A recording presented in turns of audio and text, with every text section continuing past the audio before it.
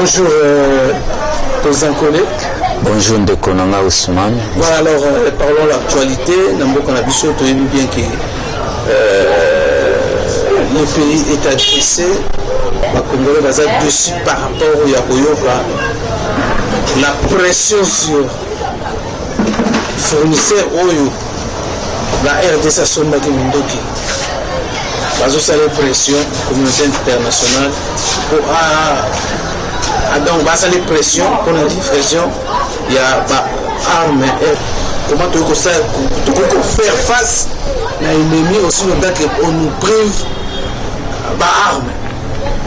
Merci Ndeko Ousmane pour chaque fois osungaka bandeko mo bandeko na biso ba congolais pour que bazaka informé surtout sur makambo ya mboka et lelo sur makambo ya parti na biso Union pour la démocratie et le progrès social UDP son sigle tolobela nanu makambo ya mboka eza surprise te ya komona ke lelo basa la pression sur bandeko oyo baza kolinga ba fournir biso barmement pour que to faire face à l'agression dont nous sommes objets.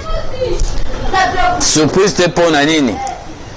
Tolani ba déclaration notamment aux États-Unis ba déclaration à France par-ci par-là que la RDC n'a jamais été sous embargo. J'ai toujours dit aux gens la déclaration Union Sotoana ezali hypocrisie.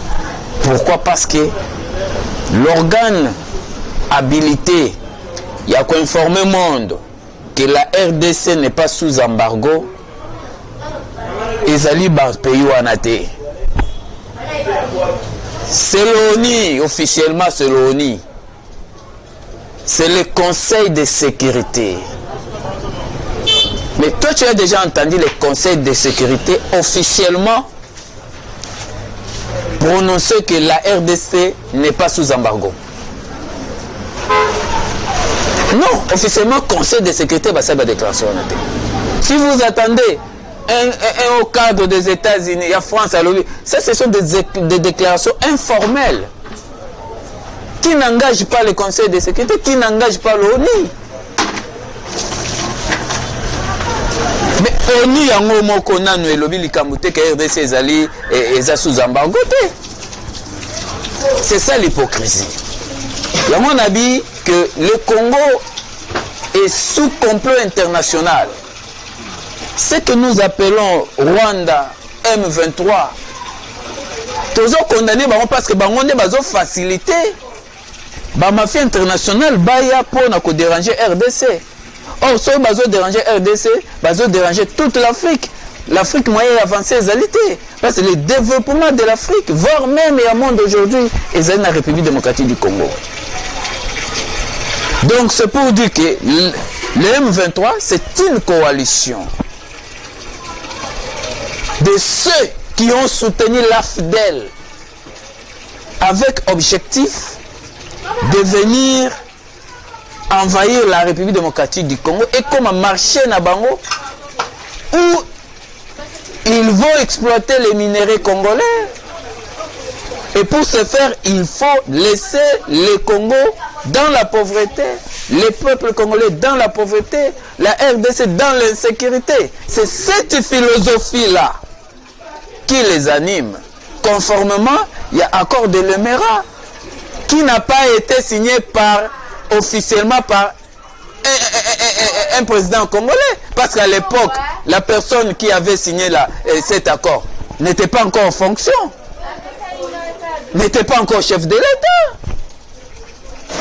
C'était dans la rébellion. Donc cet accord n'a pas la place chez nous. S'ils insistent sur ça, je leur dis que non, cet accord n'a pas sa place ici au Congo. C'est pour dire que ce n'est pas une surprise. Quant à la question de savoir comment allons-nous résister parce qu'on nous interdit d'acheter les armes, nous allons résister avec les moyens de bord. Nous allons résister avec les moyens de bord. Même avec des flèches, même avec des pierres, même avec je ne sais pas quoi, tout ce que nous aurons, nous allons résister avec pour bouter hors de notre territoire tous les ennemis, d'où qu'ils viennent, Babimana territoire, Nabiso. C'est la... Peut-on croire aussi à l'armée kenyane? L'armée kenyane, puisque le président a donné confiance à cette force régionale et que nous croyons à notre président, nous savons qu'il n'est pas dupe. Certainement, il doit y avoir des garde-fous autour de cette armée et nous faisons confiance parce que s'il n'y a pas la confiance, et bande comme on va ça la musala malamu et que ça peut passer baby que batona balingi bisote to ça musala malamu ndenge. Donc il faut tout la que ça bangona nous confiance pour que basa la musala malamu. Mais au moins nous sommes vigilants parce que les pays qui nous entourent et si ba présenter biso déjà visage na bango. Visage na bango à partir les 14 pays membres ya fidèles et citoyens Bayango. Mais au moins nous sommes vigilants, le peuple congolais est debout pour veiller à ce que ces opérations aient le Lengeban. Donc, tous autres là sur terrain, mais nous sommes vigilants. Nous sommes vigilants. Mais le dialogue il a eu prévu le 16, mais on a repoussé le 21. Est-ce que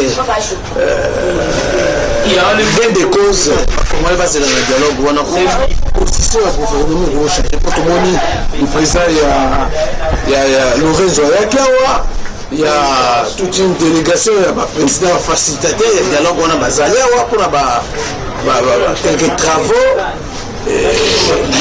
Est-ce que il faut convaincre Tshisekedi à se soumettre peut-être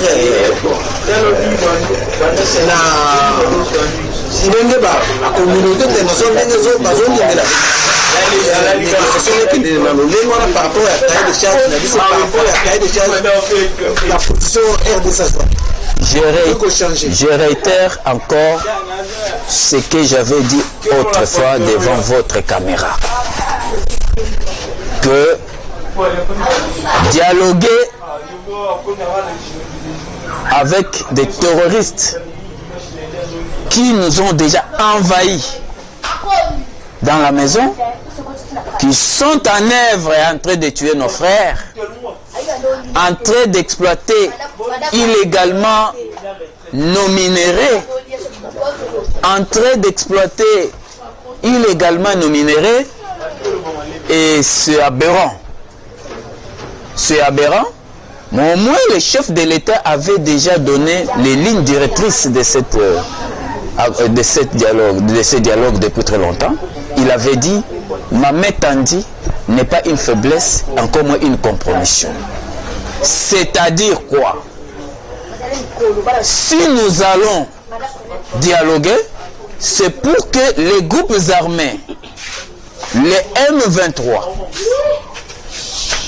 Batika, Minduki Nabango, Bazala cantonné, ba identifier ba étranger. Chacun na mboka na ebazonga.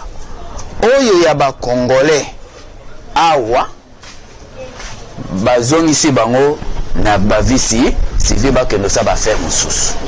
Mais ce qui ezali kaka pour na ko revendiquer ba kote na kati ya ba institution ou bien pour nous faire gober les accords, je le répète encore, les accords signés avec M. Kabila, accord qui fait allusion na vente ya mboka na biso, ya exploitation illicite ya ba minéraux na biso, ya ko hypothéquer souveraineté ya mboka na biso.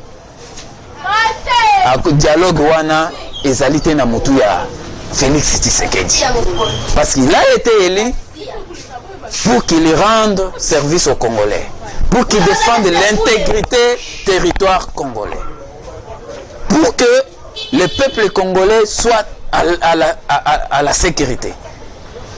Si ces dialogues-là, d'accord. Mais si c'est le dialogue de nous faire gober les histoires soutenues par la France, par le mafia américain, par le mafia la communauté internationale, ça, ces dialogues-là n'aura pas lieu avec Félix Tshisekedi.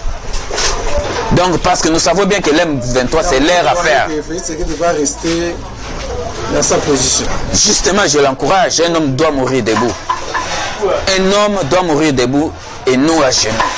Le Congo, c'est notre héritage. Mais la présidence, il y a un président, c'est pas que va changer pour Félix Tshisekedi. Nako condamné Bangote.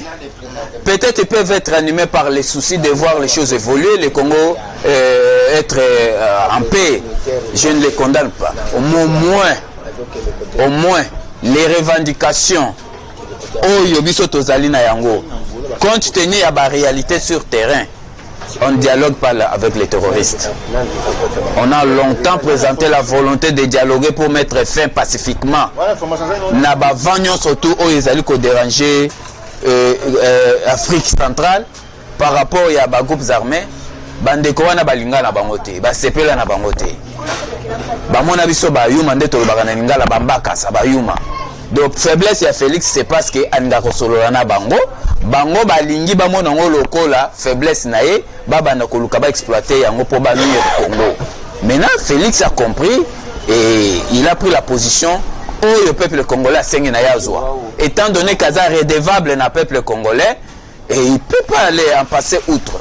Donc dialogue au bazo senga ezala na esprit ya ko défendre l'intégrité territoriale, ezala na esprit ya ko respecter souveraineté ya Congo, ya ko respecter peuple congolais, ya ko tia paix. Mais ezala na esprit te ya kondima M23 côté na kati ya armée na biso ba accord moko boye ya mabe faire nuire biso mboka esimbi et que hypothéquer souveraineté na biso et kota ezala adopter na kati ya nini ya Congo dans le cadre soi-disant la continuité de l'État, parce qu'à l'époque je dis bien cet accord de l'Émirat n'a pas été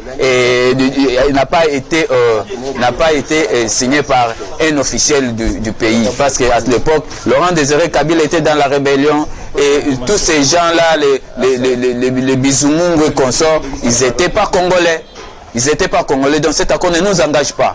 Voilà, alors pour terminer rapidement, l'arrivée à Martin Fayou, comment la police a réprimé, empêcha qui marche à Fayou dès son arrivée et Salamate. Comment vous analysez ça?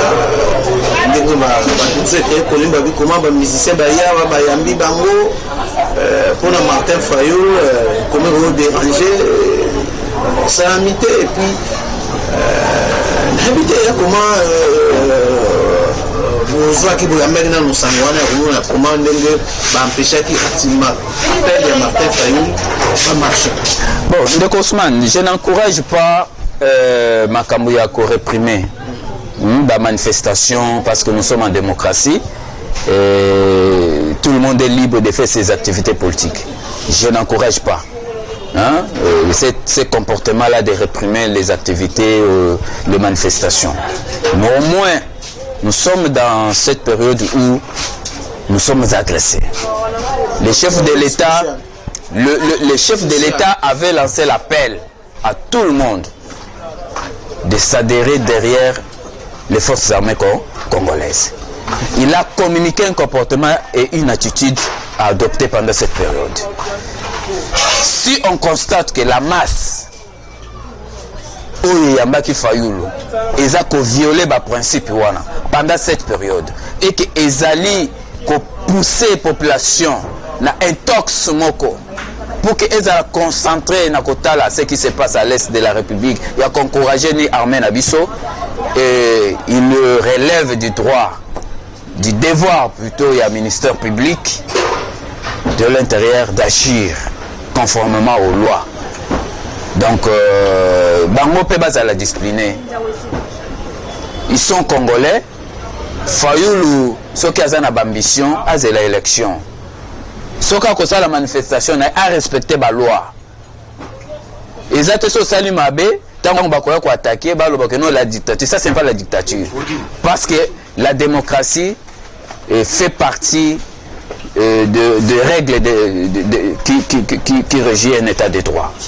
Ce n'est pas un laisser aller, comme ça il faut faire parce que nous sommes en démocratie, tu vas te permettre de dire n'importe quoi. Donc ça, ce n'est pas ça. C'est ça. Voilà, alors pour terminer, qu'est-ce qui ne fait pas l'IDPS? Wakwenda Savoni, Wakwenda fait mal à combattant IDPS pour avoir demandé la démission de Augustin Kabouya pour avoir traité le même que votre ancien président à IDPS. Merci Ndeko Ousmane. Awa penza il faut tobeta.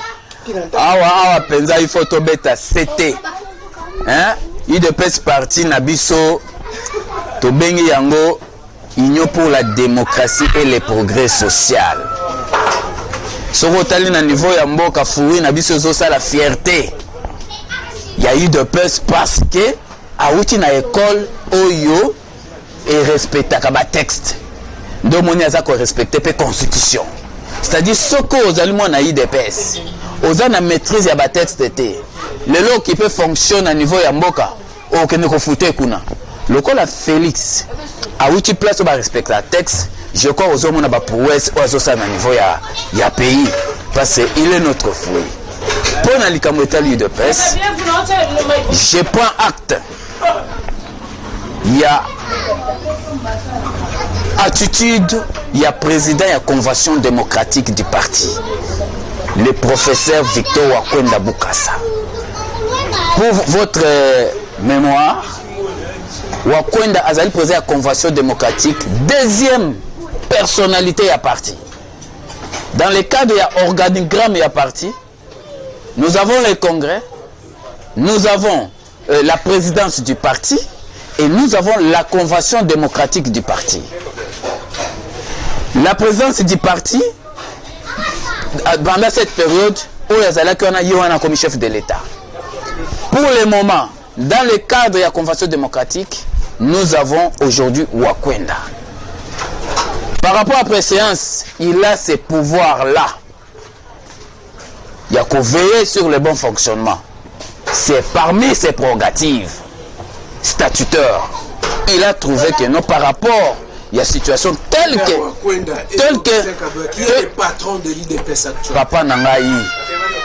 Kabouya était là sur la signature de Wakwenda à travers la convention démocratique.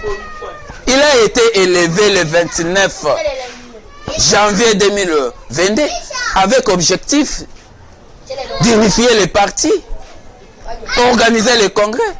Tout était planifié. Le président de la convention démocratique avait tout planifié. Il y avait même un canevas, il y a remise et reprise. Il y avait même une lettre d'instruction sur Kabouya pour que Abanda déjà s'angisa combattant pour organiser congrès en fait que tout organiser une élection. À ça là yangote à se laisser na kati ya folie de grandeur. Le col a commis na badjup ya minene, il s'achète des parcelles par-ci par-là, a commis na 2 mètres. Mususu na kingakati oyanda kwa commis mabe. Ya kingakati le col a yiba ba milliards et belé. De eza oreille o il faut appeler ça pour alia kambongo kuna ono ya IDPS. Azo IDPS aza papa. Na lobi na yobo, la nature nous enseigne. La nature nous enseigne Ousmane. La nature nous enseigne. Tant ozobo kotosa ya ndako. Mais toza koyoka yo, oza kokendo kokuta na ba o ya libanda. Hein? Okuta na bango na raison nini? Okuta na kotombe na piège na yo wana te. Na lingi koloba na yo tango aza kokuta na ba o ya libanda. Baza kopesa ye mbongo. Pour ya déstabiliser IDPS. Wana aza secrétaire général lisusu ya IDPS. Et Wakwenda, le la président de la convention démocratique, parlement, il y a eu des PES qui est censé veiller sur le bon fonctionnement de l'IDPS. S'il constate que le secrétaire général ne marche pas très bien et qu'il prend ce qu'il a pris comme décision, c'est légitime et cette décision est allée dans soutien à Bisso base. Je suis membre du comité fédéral.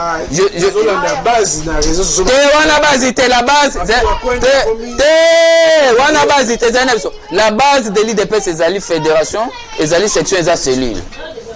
bao bazolo bawana ezali bakilelo nde to benga bango bakilelo ba petit frère bayebi le côté ba eza batoyo baya koflater ba boulot pembeni ya Kabuya ba pire petit banani nde bazo répondre na ba réseaux sociaux mutu lokola ngai nazali politicien cadre de base de l'IDPS ayant maîtrisé la philosophie de Etienne Tshisekedi Mulumba ayant maîtrisé comment l'IDPS fonctionne na ko répondre na batandingi wana te na répondre na tanga ba na ba réseaux sociaux na ko répondre na bango te baza na base moko y a politique, il y a des pestes.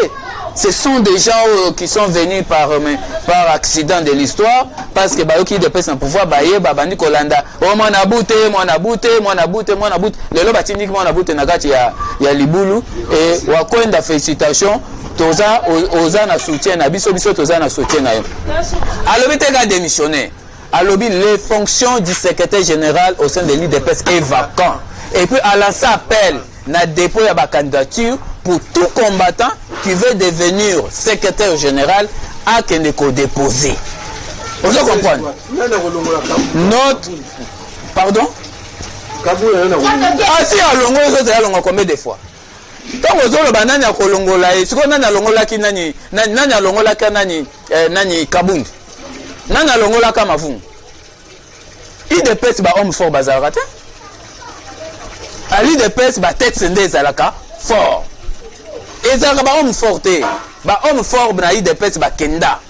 C'est la base qui est forte et ba tête sende zalaka fort na IDPS.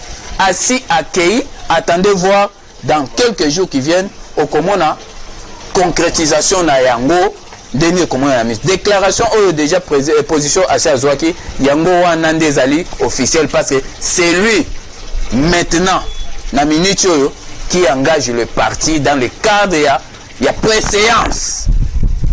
Je ne vais pas parler de directoire parce que les directoires, pour le moment, il faillit une mission il y a qu'organiser congrès dans le délai prévu. Mais par l'esprit, il y a directoire statuté par rapport à directoire. On va changer une autre personne dans le secrétariat. Tolongoli Kabuya, soit aux ana moralité ya malam, ou aux ana maîtrise ya batexe, totieye pour que Bazonga va organiser cette fois-là rien que le congrès, tout élire un nouveau président il y a parti qui sera en contact avec les chefs de l'État. Violation, bon, pesa article. Ou bien bango va faire ça article, biso nyoso tout aux ana ba statut. Ousmane. Bomo mutazo solo lanayo. Na bunda baguerre nyonso ya IDPS na échoué à mon côté dans le cadre de rétablir ordre na parti. Na bunda contre Belgique, contre Mutanda, contre Mavungu, donc Tilelo contre Nani, Mwana Bouté. Pour Nani. Vous reprochez Nani. Tu reproches Nani. D'abord, un secrétaire général aza lokola mama na kati yandako. Mama sangisaka bana nyonso. Mais ye azokabola bana. Na pesika ya funa. Session extraordinaire ba résolution na yango elongolaka batu nyonso tout ba elongolaka ba ikwesaka ba décision nyonso tout Jama Kabunde a nomaka. Na kati ya ba décision wana oyo azali awa zomba azali na droit konomete parce que ayi anomaka te et puis ayi na kati ya statut na biso ezate mandat spécial na kati ya statut na biso ezate babrojaki babiloko nyonso to ekoyaka mais aza kosoutenir oyo azalaki nommé président fédéral sur la décision ya ayi alors que ba décision wana ezalaki déjà annulée na niveau ya session extraordinaire oyo esalamaki le 29 janvier. C'est déjà une violation et un comportement, il y a trahison. Tu vois, deuxièmement, courtoisie envers les cadres du parti, les membres du parti. Azana yangote. Ba texte na biso ezali ko exiger biso toza na courtoisie tant que toza ko solola biso na biso ba membre ya parti. Tout c'est considéré. Ba texte na biso ezali ko senga protection politique ya ba membre ya parti. Ya zo protéger ba membre ya parti te. Ko tinika bato na ba justice ko beta ba ya CC pamba pamba. Biloko nyonso to aneza ko frustrer base moyen to kende liboso ezate na retard oyo tozali na yango parce que lelo yo kalato koyoka bakosenga ba dépôt ya ba candidature na CENI ti lelo awa na kati ya IDPS nanyo déjà bazali enregistré pour que akende ko déposer bakani enregistré comme candidat peut-être député national, député provincial reconnu officiellement à niveau de base. Ba élection primaire à niveau de base non salamité. Et ko sala m'appelle ndenge nini côté fédération mususu, côté fédération mususu entretenu par Kabuya. Moto ndenge wana il faut kaka yakende. Donc président de la Convention démocratique to soutenir rien, to kende na suka to zo senga commission de discipline et rendre arrêt plus vite possible et coller Kabuya na ba sanction na ye ba traduire devant une commission d'audit.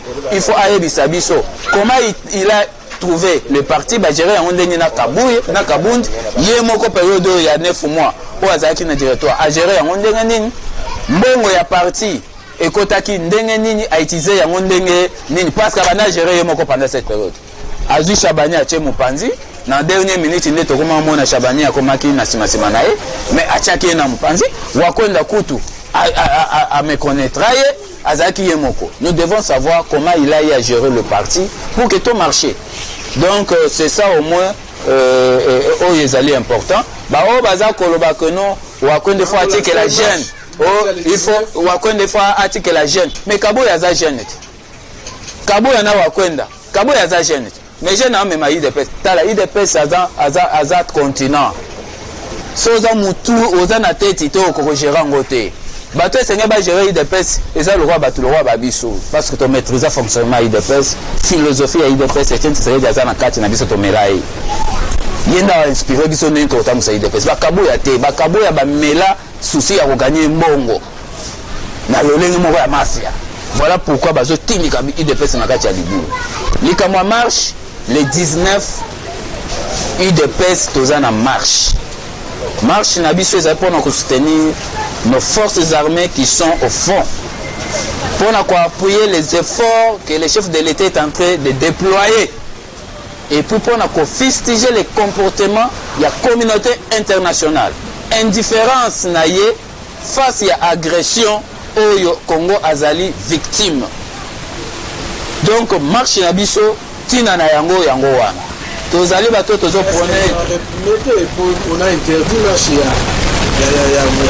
mais cause à les réprimer comment parce que te ba kopesa autorisation te pour toza parti présidentiel. Toko marcher parce que tozali ba discipliner. Toko respecter oyo ba autorité ba koyebisa biso. Libange kozala te, mafinga kozala te. Biso moko na kati na biso tokomona simbi libanga toko s'apprendre na ye. Il faut tola attitude au président na biso azali na yango. Quand bien même bagase baza ko agase biso, mais azali toujours na langage moko ya considération envers bango. C'est ça l'attitude au biso toko adopter lors ya marche wana. Donc eloko wana ekozala mana kimia. Et puis il faut trouver que autorisation tozali na régime il y a information. Nous allons informer pour que l'autorité base à disposition. Donc mais na terrain siko et na terrain ni salam ba info. Te na terrain ba se comporter qui ndenge ni na terrain. Ba informer qui d'accord mais na terrain ba se comporter qui ndenge ni. C'est ça le problème. Bon informer d'accord ba lobi bo sala. Mais tant beaucoup na terrain bo sala ni. Bon violer. Si quoi autorité ou est censé veiller sur le mers il y a magamunyo ko protéger ba mers ata la binoka na miso. Tandi Kabuya autiko répondre wa kwenda. Ces questions je me dis mais est-ce qu'il a un problème de santé mentale ou il y a quel problème? Et les gens ont commencé à écrire dans tous les sens au nom Wakwenda a destitué le secrétaire général. C'est une bêtise. Et le monsieur démis de ses fonctions par ses collègues et je l'ai protégé pour sauvegarder l'unité du parti. Mais il a ouvert une brèche qu'il ne sera même pas en mesure de fermer. Et je dois sanctionner par rapport à ça.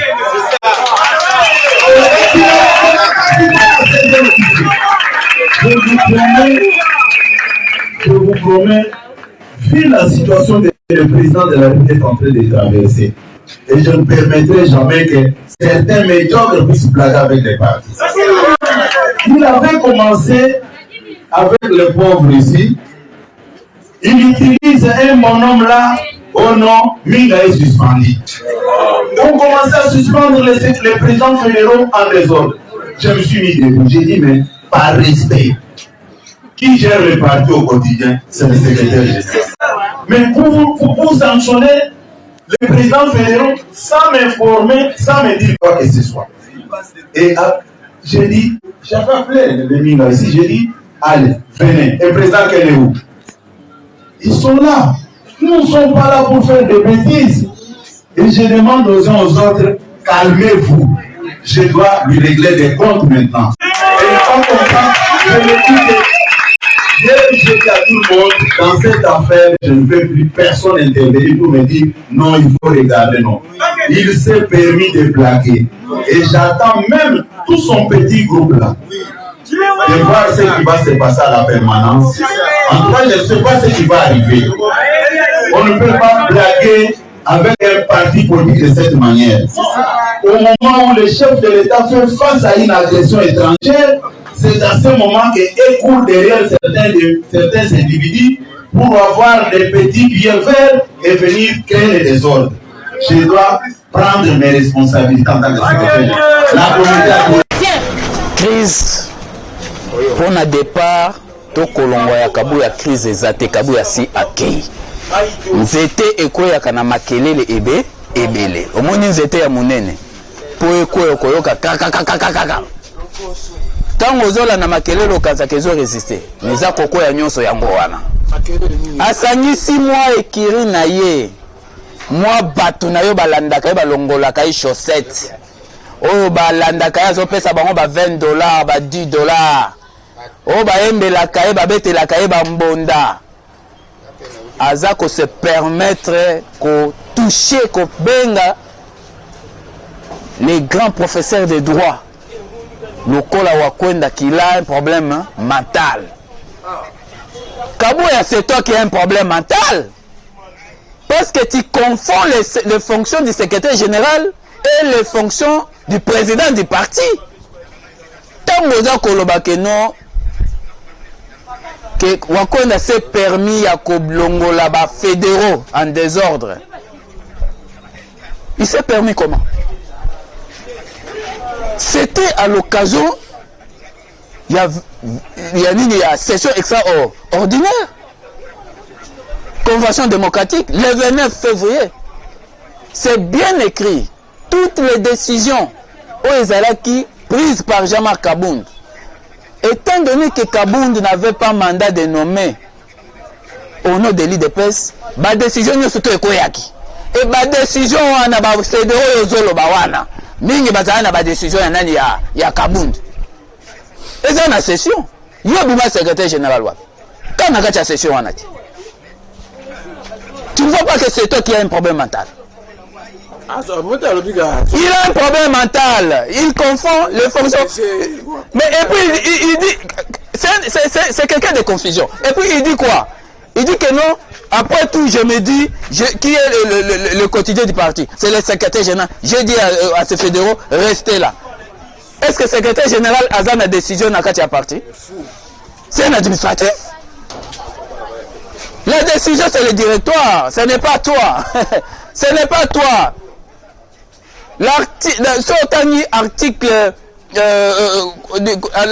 L'article 24.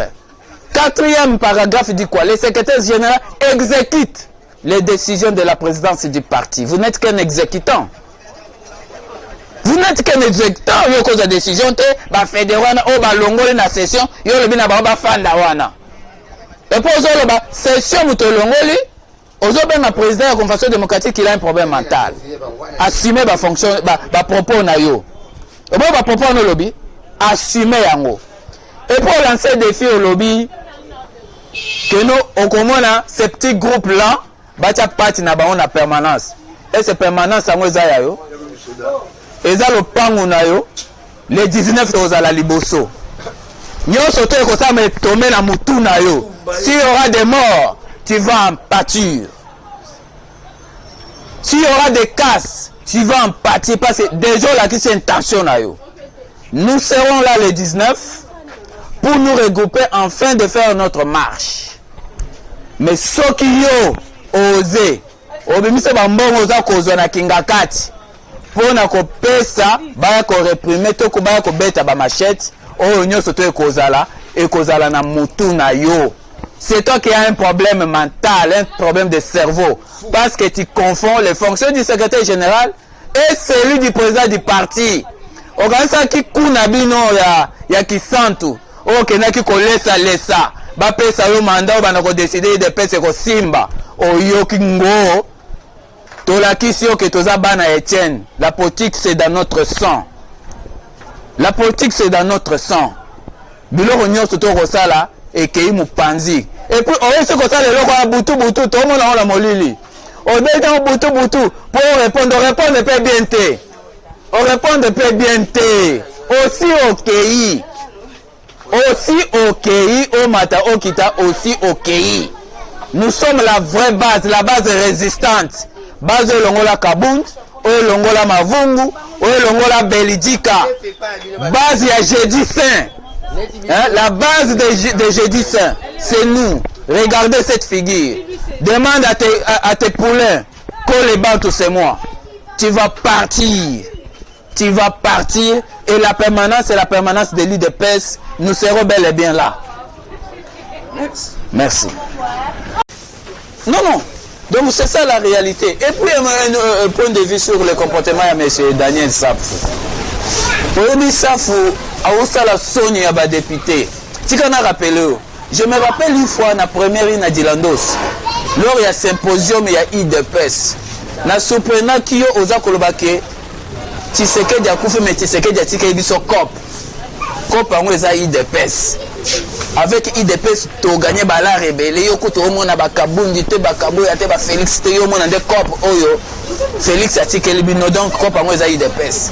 Donc tu nous as qui paye, le col aux déjà na boule, il y a la cop. Parlement peut comme cop na yo. Les ministres Molende ne cessent jamais de se plaindre pour l'appel et l'intimidation na yo, il y a aussi un bambon sous prétexte il y a une motion aux acquis sur table. Tu ne vois pas que aux autres la sonne. Moralité égalité. Au finga batu. Ba maman ou babo tabiso baza sentir ko tosama. Pardon aussi déjà au lakisi déjà oyozali. Pardon za facultatif et pendant dimanche. Et c'est je suis obligé to ba maman bazo obligé on dit ma pardon nae. Et si ba finga mit, bazo obligé on dit ma pardon nae. J'encourage le parlement ba lever une unité nae, ba traduire devant la justice. Pardon d'accord, mais il faut subir conséquences ya oye à Sali. Hein, à pétition na parlement congolais, il faut subir yango. Ce monsieur, il n'est pas sérieux. Il n'est pas sérieux. Au moins, trop de diamba. Au robot, ça a l'essentiel. Hein? Trop de chanvre au robot, ça a l'essentiel. Diamba. Oui, diamba. Diamba ezaka malamu pona ba misusu ezape mabe pona ba misusu. Diamba yaka ko bimisande o mutu azalaka. Soko ozaka impoli omeli diamba, kempote sinawe ko se manifester. Soko ozaka poli omeli diamba, au moins mutu na azala calme, serein parfois lo bato mona benda ni mpanzi soit akelala, akomi kimia. De diamba yaka ko bimisa o mutu azali. O Daniel Safou asali. Diamba bimisi o ya azalaka. Pardon na ba maman c'est ba qui sont j'encourage d'ailleurs le maman de manifester ya kokita na balabala pona ko exiger arrestation ya Daniel Safou. Ba toucher bino ba maman ba bota biso baza na droit ya respect. Ba na droit ya respect, ça faut ko toucher bango te. Na encourager bango ba kita na terrain, ba senga arrestation ya Safou. Daniel. Donc parlement senga ki na hote ça na posa na hote, tala ba bêtise okeye ko ça. Voilà, merci. Merci de Cosma.